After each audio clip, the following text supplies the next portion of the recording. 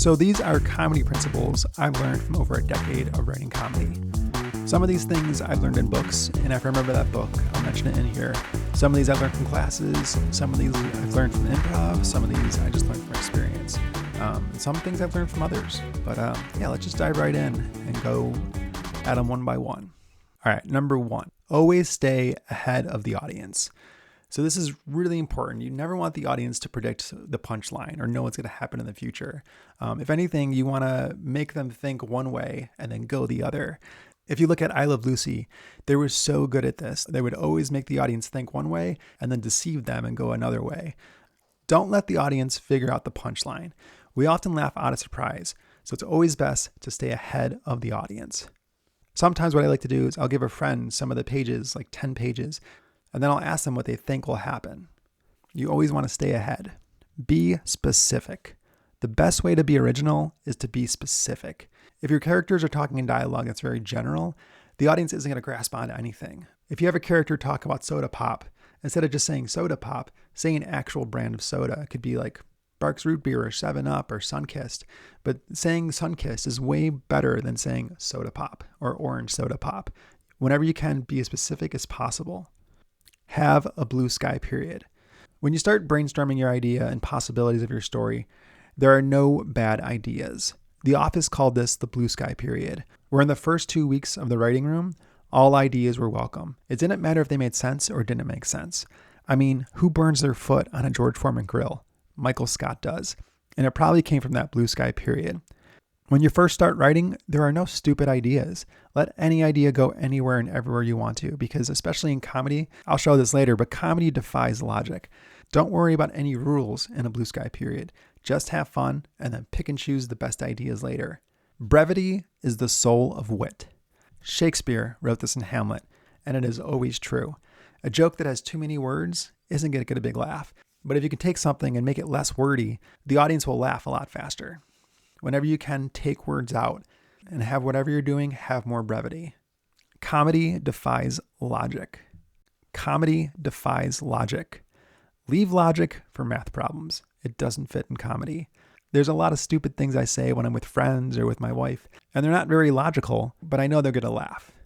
When your brain's trying to figure out something and then it realizes it's a joke, this is what makes your mouth laugh. And again, this goes back to the blue sky period. In that period, don't have anything logical. Anything can go anywhere and anywhere it wants to. And comedy defies logic. I mean, if you look at animation, there's a lot of things in Family Guy or The Simpsons or The Flintstones that logically don't make sense, but they make us laugh. Consider situations from every angle. If you're having trouble adding conflict or moving a scene forward, switch the angle from where you're writing. Imagine, what if this happened? Or what if that happened? Change the perspective in a scene or from a character. This is something I heard from Judd Apatow, and it helps me immensely when I get stuck on a scene. If I don't know how to move it forward, I'll think about a different angle. Like, what if this character says that? Or what if this character walked in? Create unity through callbacks. A callback is something that is referred to again that was mentioned previously. Say you have a funny song that's in Act 1. You could bring it back in Act 3 because it might get a huge laugh then. Something the audience will remember and made them laugh once will often make them laugh even harder again if you bring it back. And having a lot of callbacks creates unity in your story. Let's talk about some things you don't do. Don't cut out the heart. Again, this is something from Judd Apatow. This is very important to remember as you rewrite. Often, I find a first draft will have a lot of heart, but as notes get applied, the heart of the story or the moments you first fell in love with can get cut. If you're considering cutting something, think about if you liked that thing when you first started writing, or if that thing gave you a lot of passion. Is it the heart of the story? If it is the heart of the story, don't cut it. Don't be desperate for laughs. You can have filler jokes in the first draft, but try to have stronger jokes as you do more rewrites. You don't want obvious jokes or cliche jokes. If you have these, take them out. A good way to see what jokes work and don't work is a table read. Don't be confusing. No one laughs when they're confused. If your story is too complicated, then the audience will be confused. And the more confused an audience is, the less likely they will laugh. If you've ever done improv, this is something you learn really quick. The more complicated a scene is, the more an audience will get confused and they will not laugh. They will get bored and they will start thinking about other things. so never be confusing. Try to keep things simple. Drama it up if need be. If you're having trouble writing the story, then write your comedy as a drama first. Figure out ways to raise the stakes and create more conflict. And then you can make it funny after. Escalate, escalate, escalate. When characters have problems, escalate those problems. Great sitcoms know how to do this. You'll see characters have a little problem in Act 1, and then that problem becomes bigger and bigger in Act 2 and 3. For example, in It's Always Sunny in Philadelphia, they do this all the time. They have a character with a problem, and then it escalates, and more characters will join in that problem, and then the problem becomes bigger and bigger. And as it becomes bigger, it becomes funnier. So whenever you can, escalate, escalate, escalate. Every character has a specific attitude. In everything you write, your characters should have a specific attitude and be different than each other. And a lot of times, attitudes can become funny.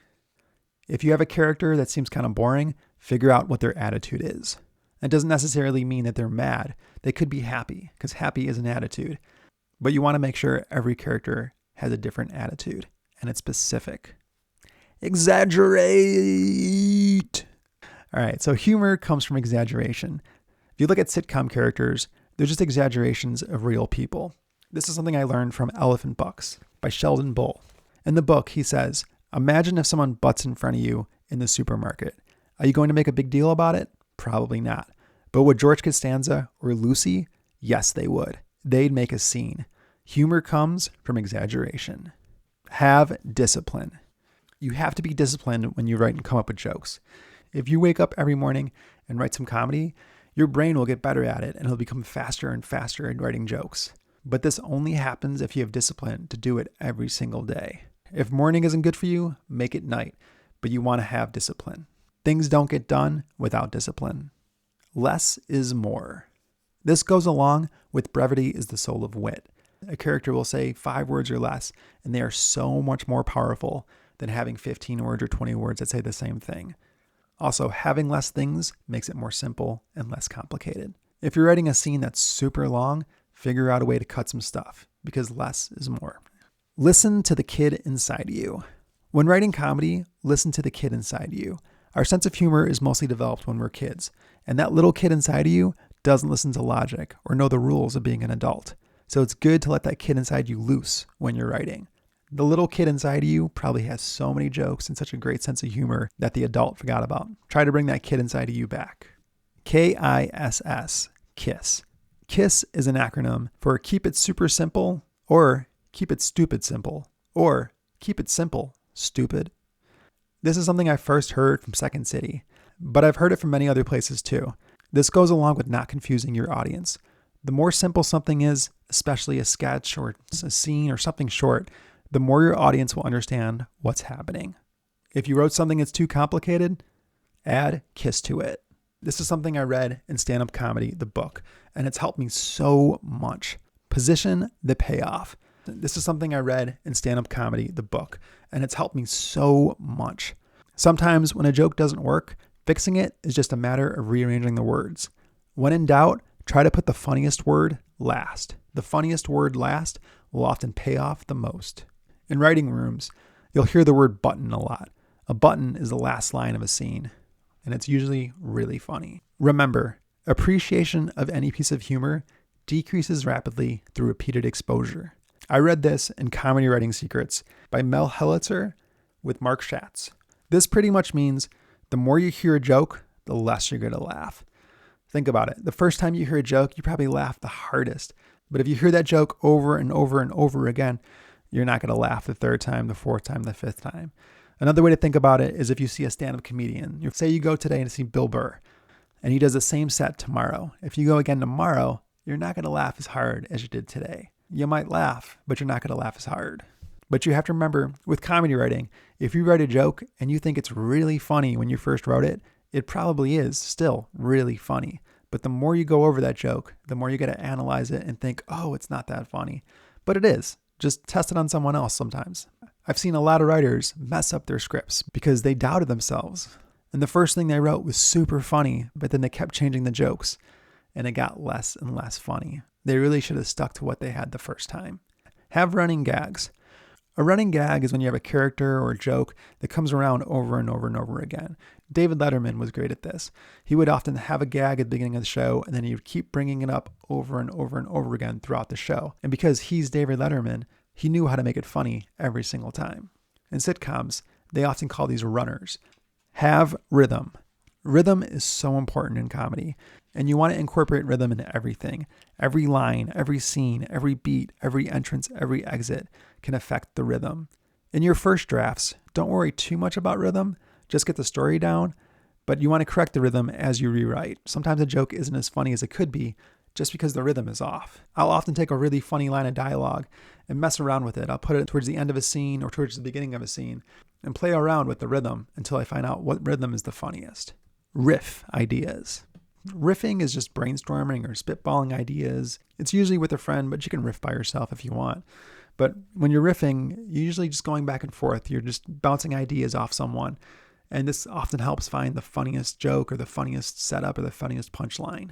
If you're ever stuck on something, find a friend who has a good sense of humor and riff ideas with them. Show, don't tell.